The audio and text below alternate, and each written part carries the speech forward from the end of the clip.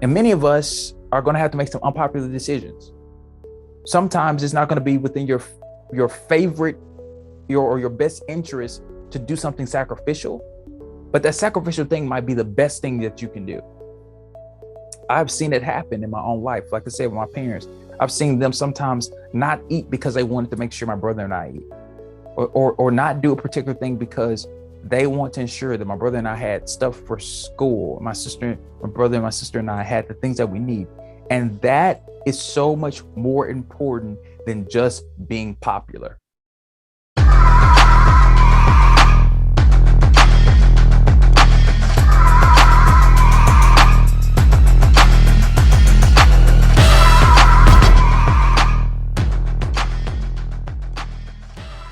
Hi, everybody. Lee Scott here. Thank you for watching and or listening to this week's episode of Leading with Lee, where we talk about life, leadership, and legacy, and we want to help you discover the leadership within.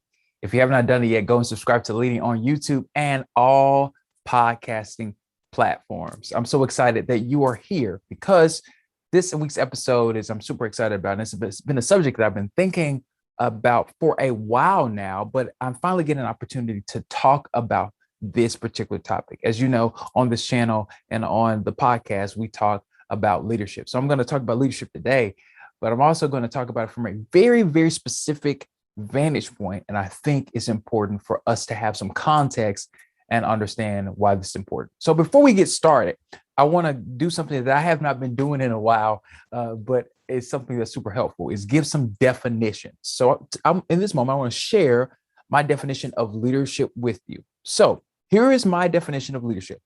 I believe that leadership is seeing something that has not happened yet and taking people, organizations, and personal processes in that direction.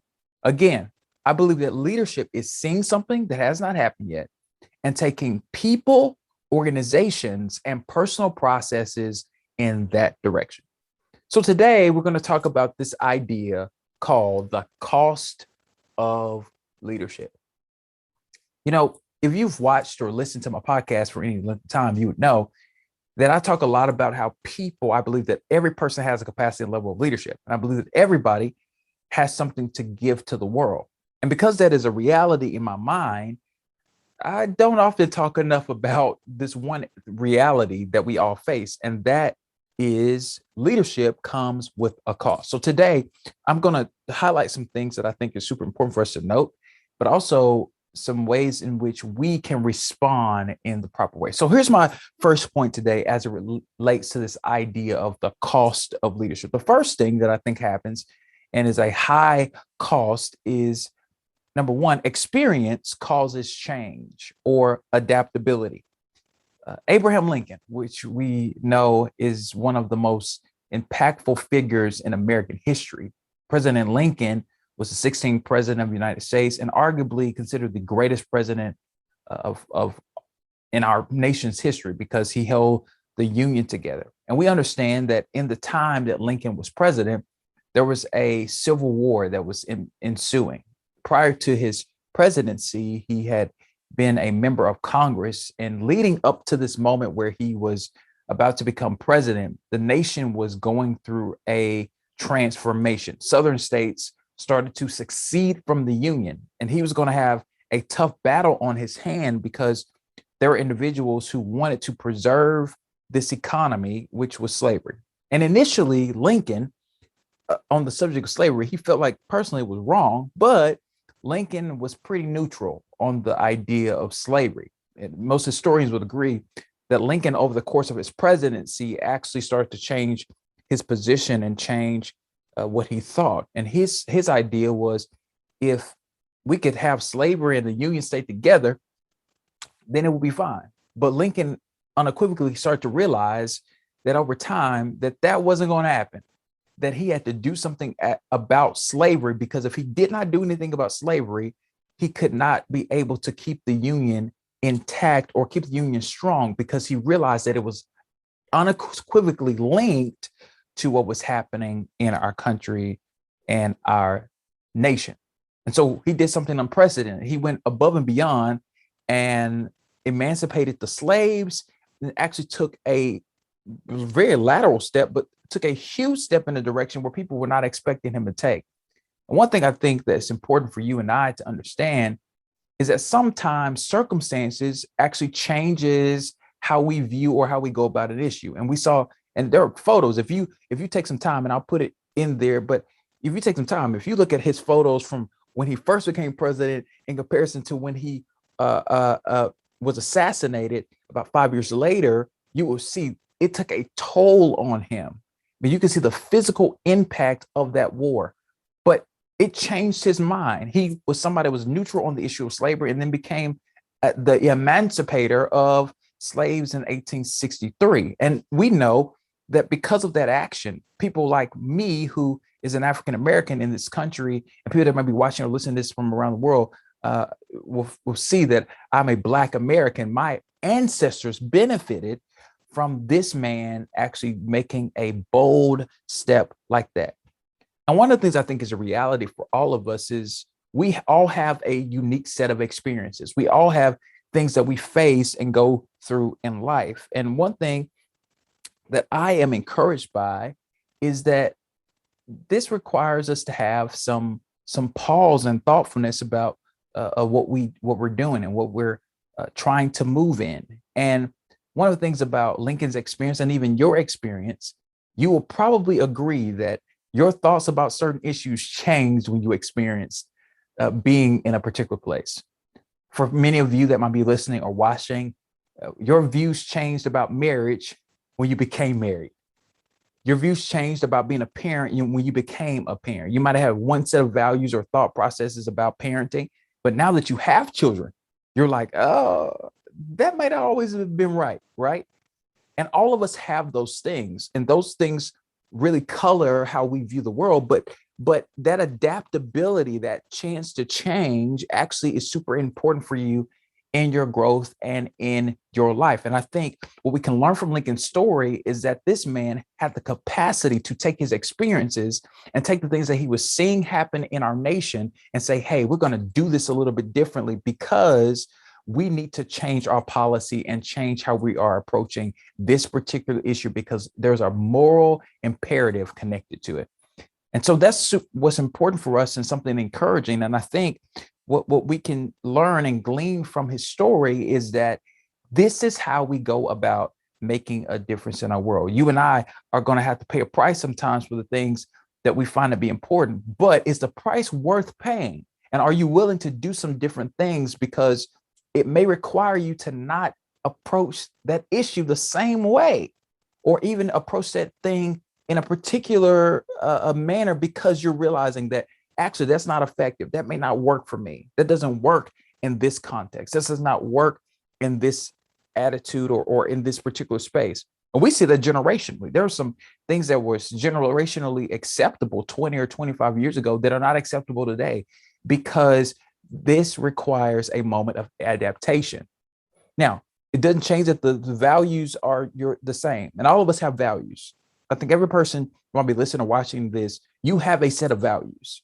Whether you don't think you have values, you have values. You have a prism by which you see the world. But even in that, there has to be some capacity and some margin in which you go about changing how you do things, or changing how you engage things, or changing how you talk about a subject, because that is where you grow. And growth happens in those moments that you are willing to be adaptable. And so as we focus on Abraham Lincoln and his life and his story, and we kind of center this conversation about him and how the cost of his leadership was super huge, you and I can see ourselves in a more productive light, because we can see that experience actually moved him in a powerful and amazing and transformative way. I'm going to take a break right here, and we'll be right back after this message. Hi, everybody. Lee here, and I want to give some information to you. Do you need someone to host an event or come and speak at your event? You can now book yours truly. Book me for your event by visiting www.leeascott.com. I am so excited to connect with you and do work with you. Much love, and let's get started. And we are back.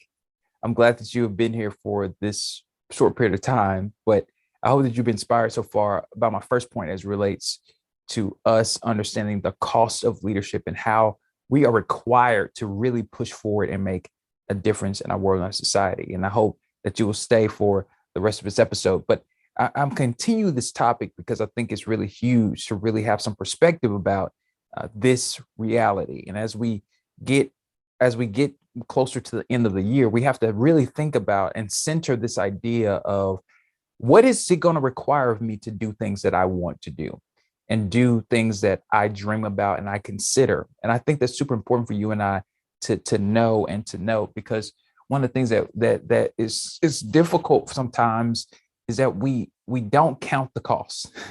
We don't consider all the things that might happen, but you and I can really make a difference in the world if we have the right perspective. So my second point that I want to get to, and I'm not going to prolong time, is sometimes the right decision isn't popular. Now, I'm going to work this point because I know that there are people that are listening to this or watching this. You're having that moment right now. You're considering a lot of stuff. And for you personally, it may not play out how you want it to play out.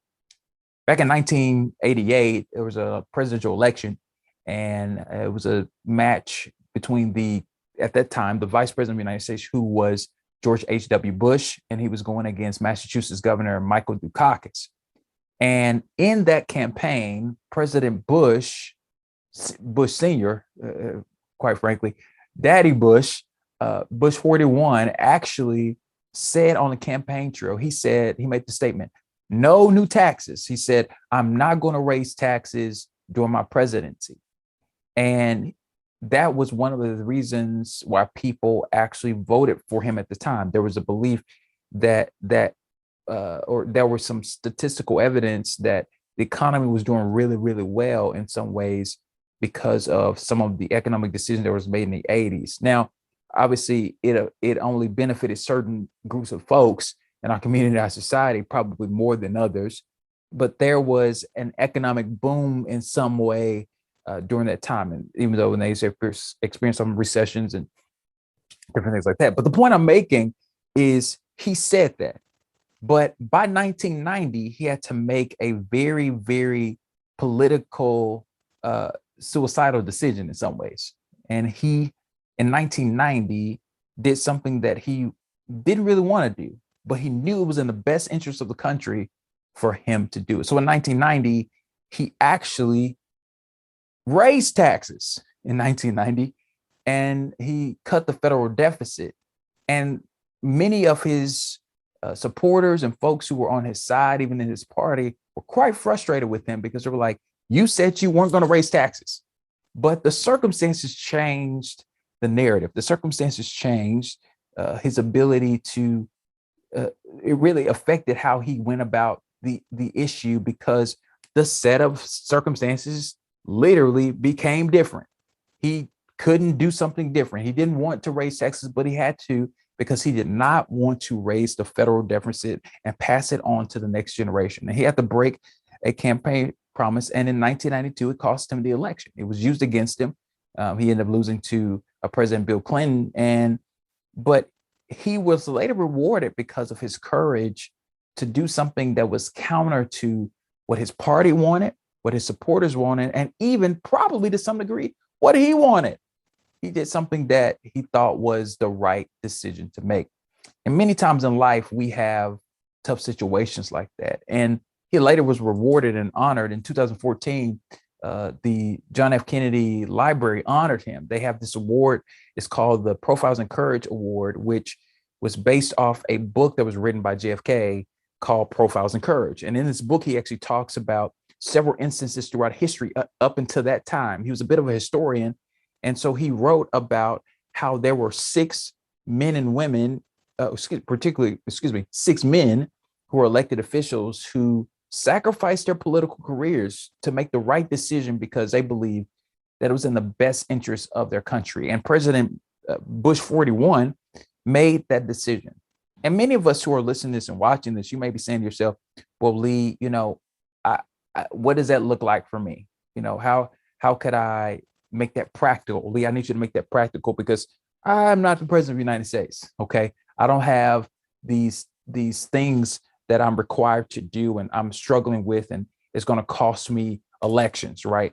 But for you, it might be something else, such as, hey, you might be trying to figure out whether or not you need to go on this annual family trip that you're having. And you do this every single year, and your family goes and travels, and you have to decide, hey, are we going to save money this year? Because we really need to save money because there's some bigger things that we need to do. And it may not be popular with your family.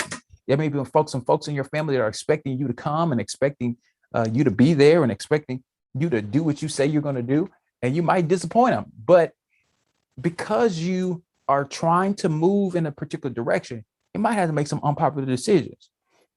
Or if you were planning on buying, if you have an addiction to shoes and you buy shoes every month, it may be that, hey, I need to not buy shoes because I'm trying to save for some stuff that I want to uh, get done and I want to actually accomplish. And I think when we are willing to make some decisions that are unpopular in a particular moment, and even intense moments, history will remember you well. History will see you in the right light because you there sometimes those tough decisions are actually worth folks taking them because they ultimately will be this right decision for history's sake. Sometimes decisions that you're making is not about now, it's for the future. It's for folks to look at and say, you know what, this person did something that was counter to what they should have done. They could have just chosen the easy route. They could have chosen the thing that's okay, or the thing that was safe for them, but they chose not to do that because they felt it was the right way. It was the right thing for them to do. And I'm saying that in my own life, even my parents, like my parents could have chosen to go do other things with their lives, but they believed that the things that they are doing has a historical and a future impact on the lives of those who they lead and serve, and even has had an impression on me. You know, my father, who I am his namesake, has done a lot of that in his life, where he literally every single week he goes down to the stew pot here in the city of Jackson. It is a local missions organization that really literally feeds homeless individuals in our city every single workday. And I think they even do it on Saturday. And then they have services, so like church services on Wednesdays and different things like that. They serve these people, and it's a shelter, and they let people sleep there overnight. And my dad has been sacrificing his time every single week, probably for the last decade, because I think he's looking at history. I think he's looking at, hey, this might be something that I don't get paid for. I'm losing time at work. I'm losing some financial stuff that I probably could be having because I'm doing this. I could be actually putting my energies into maybe investing money or doing something else that might be more fulfilling. But he feels that this, and to some degree, why would I be around these people, as some people would say, right? Which is an unhealthy perspective about this group of individuals, our unhoused community. But he's choosing to make this sacrifice because he feels that this is the right thing for him to do. And many of us are going to have to make some unpopular decisions.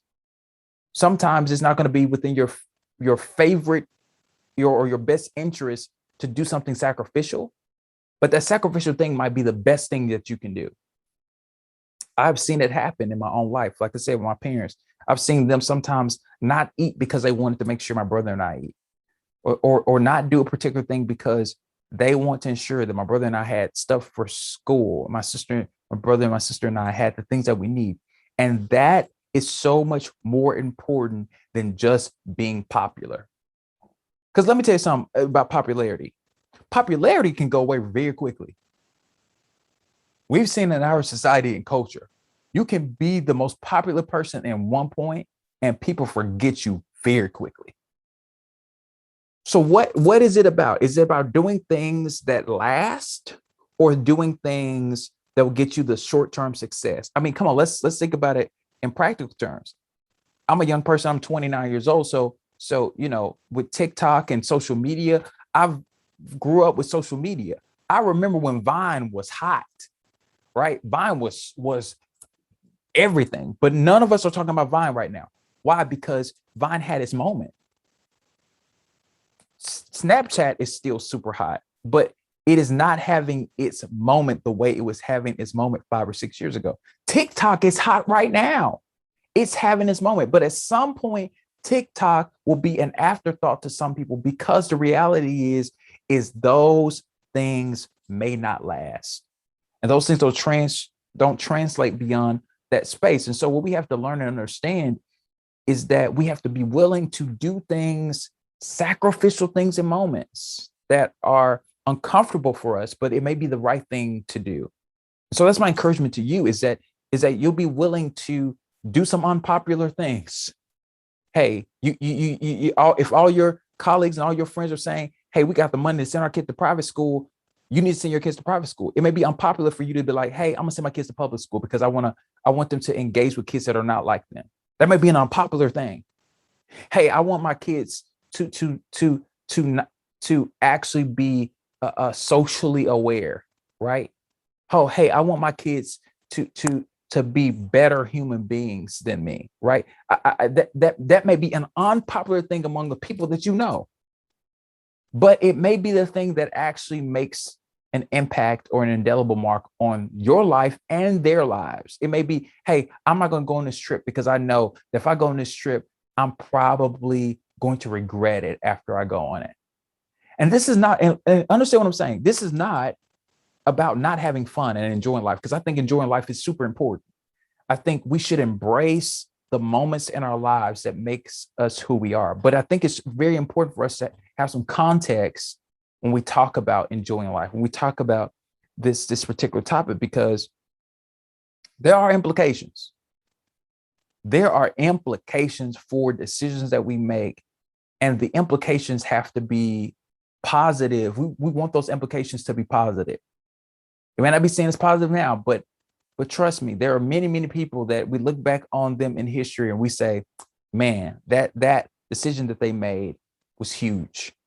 That decision that they made to do something that was out of the norm was huge. And we got to remember, Lincoln had half of the country mad at him because he emancipated the slaves, right? It was a very unpopular decision at the time, but he did it because he believed that emancipating the slaves was the right thing to do. He was like, I'm going to save the Union and I'm going to emancipate these people because I believe that it is in our nation's interests to do this. And he went even further with pushing for the 14th and 15th Amendment, and even setting up the Freedmen's Bank, which was a bank that actually would give economic support to formerly enslaved folks, which is huge. He didn't have to do that, but he did it because he thought that that was the right thing for him to do. And so here's my last point, and I'll get you out of here. My last point is resilience can serve as a propelling force. Resilience can serve as a propelling force. We're talking about the cost of leadership, right?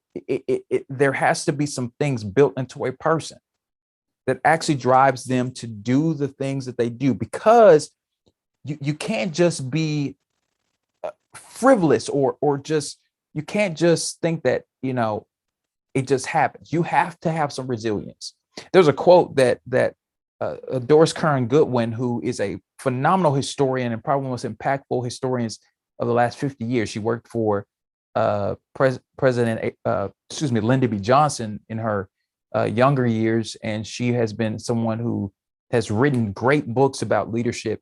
But she writes this quote particularly about Lincoln, and I thought it was really fascinating. I want to read it to you. And it says, "This then is the story of Lincoln's political genius, revealed through his extraordinary array of personal qualities that enabled him to form friendships with men who had previously opposed him, to repair injured feelings that, left unattended, might have escalated into permanent hostility, to assume responsibility for the failures of subordinates, and to share credit with ease, and to learn from mistakes. He possessed an acute understanding of the sources of power inherent in the presidency, an unparalleled ability to keep his governing coalition intact, a tough-minded appreciation of the need to protect his presidential prerogatives, and a masterful sense of timing. Wow. She's talking about Lincoln's ability to be able to know how to push the nation in a way that most people were like at the time, hey, I don't know if this is particularly right. Because if you've seen the movie Lincoln or read anything about President Lincoln, you could see that many of even folks who were on the side of being anti-slavery were unsure if this was the way to move the country forward at that particular time. And we even see earlier in America's history, how some of our forefathers in our nation were having debates and discussing whether or not this action of having slavery was something that we needed to deal with. And we knew it was an elephant in the room, and at some point we were going to have to deal with it. And Lincoln, in the midst of knowing that there are people that were against him, that people that would not support his prerogatives or support his ideas, he was so resilient. He was saying, this is what I think is going to happen. I want to save the Union. And as I save the Union, I'm going to do this particular thing that is outside of what most people want to see happen. I'm going to do something that actually is beneficial, and history will remember me well because I was willing to take that risk. And you got to remember, Lincoln was tenacious. It caused him to organize and challenge and consider and even push against the status quo because he believed keeping the nation together was the right decision. And in life, we're going to have to make some tough decisions. You're going to have to do some things that are kind of outside of what you would probably normally do, but you got to be resilient. You got to push. And here's the thing. Life is not going to always be easy in any way, shape, form, or fashion. Even up until this point, I'm 29 years old, and I can tell you there are a lot of hard stuff that I've experienced or gone through even to this point. But I can tell you the reason why I'm still here, the reason why I'm able to share this information with you, the reason why I'm able to have this conversation is because of this one factor, and that's resilience. Resilience has to be developed in an individual. You're not just inherently born with it. You have to have some adversity to find out whether or not you can withstand whatever you're going through. Here's a great example of something, and I heard somebody use this analogy, but I have two examples in my head. Plato. Plato is one of those my pastor actually used this analogy, and I appreciate this analogy. He talked about how Plato is so durable. If you get Play-Doh, you can tear it apart, you can put it back together, you can squish it, you can stretch it, you can press it, you can do all these different things with Play-Doh. But Play-Doh has a consistency. There's some ingredients that's placed in that Play-Doh that cause it to be resilient, that causes its bonding to stay together because ultimately it's able to last. It's able to do what it needs to do. If it stays moisturized, if it stays water, if the water stays in it and it's able to do move and continue to come back together, it can do what it needs to do because it is a resilient type of thing. And you and I have to develop that type of thing. It doesn't mean that our hearts become hardened. It just means that we have the able to feel the things that we have to feel, but we keep pressing forward. Any successful person had to be resilient. You had to have had the ability to see yourself as someone who can make a difference in the world, as someone who could actually achieve your goals because it took you pushing past some things. And that's what's important about realizing the cost of leadership with President Lincoln. He ultimately, as we know, lost his life because of his resilience, but we can see that this man really cared about what he was saying, and he believed what he was saying was true. So what am I saying to you today as I get ready to close? There are three things that you got to realize in your leadership and you have to realize in your life, no matter who you are and where you are, you got to be resilient. You got to have the ability to keep pressing forward. You got to make some unpopular decisions, even for yourself. You might have to make some decisions for yourself that really frustrates you. There's really a huge sacrifice. Hey, I'm not going to do this particular thing because I realize, man, I got some goals. Man, I have some things that I'm trying to do or bring into the world, and it's just going to require me to do some things that is really uncomfortable for me. Prime example of something that I find really uncomfortable when I don't talk about it very much is that I go to the gym. I get up at 4 a.m. Mondays, Wednesdays, and Fridays of every single week. And some of you probably like, Lee, you're a crazy person if you're getting up that early. And it doesn't even matter what time I went to sleep. I get up at 4 a.m. so I can get ready to get in my car. I drink some water. I get dressed. I get in my car and drive 25 to 30 minutes across town to go work out with a dear friend of mine at 5 a.m. And then after I work out with him, drive back home, get ready for work, and go through my day. I do this 3 times a week. And sometimes it is not fun. And sometimes I fail. And sometimes I don't do what I need to do. But because I have some goals, because I have some things that I'm trying to do, I was willing to adapt my schedule. I was willing to say, hey, I need to go to bed early. Hey, I may not can come to this thing because I got to go to the gym in the morning. Hey, I was willing to do something really unpopular for me because I like to sleep. I enjoy going to sleep, right? I mean, I sleep very long as much as I would like to, but I was willing to sacrifice that and actually say, hey, this is going to be unpopular for me for right now. But in the end, when my body looks the way that I want it to look, when I've developed the lifestyle of health that I want to develop, it's going to be well worth it. And I have to be resilient. I ultimately have to be resilient. I ultimately have to keep pushing because there are many days I want to roll over and not get up. Because y'all, it's 4 a.m. Hear me. It is 4 in the morning. It is pitch black dark. It is so dark. And I get up every time I'm supposed to get up and go to the gym. It didn't matter how I felt that weekend. It mattered what I did that weekend. Now, sometimes I don't go. But most of the time, I am going to the gym. Why? Because I made a commitment and I realize I have counted the cost. My question for you as I end, will you count the cost of what you want to do? Will you consider all the things that are going to happen as a result of you taking the step to do something outside of what's normative for you or outside of what's usual for you? Because you got to do it. You have to have the courage. And that's my encouragement to you. Have some courage and go do some new things because I really believe that you can make a difference in your world. See you next time, y'all, here on Leading with Lee. Thank you for watching and or listening to this week's episode of Leading with Lee. If you have not done it yet, subscribe on YouTube and all podcasting platforms.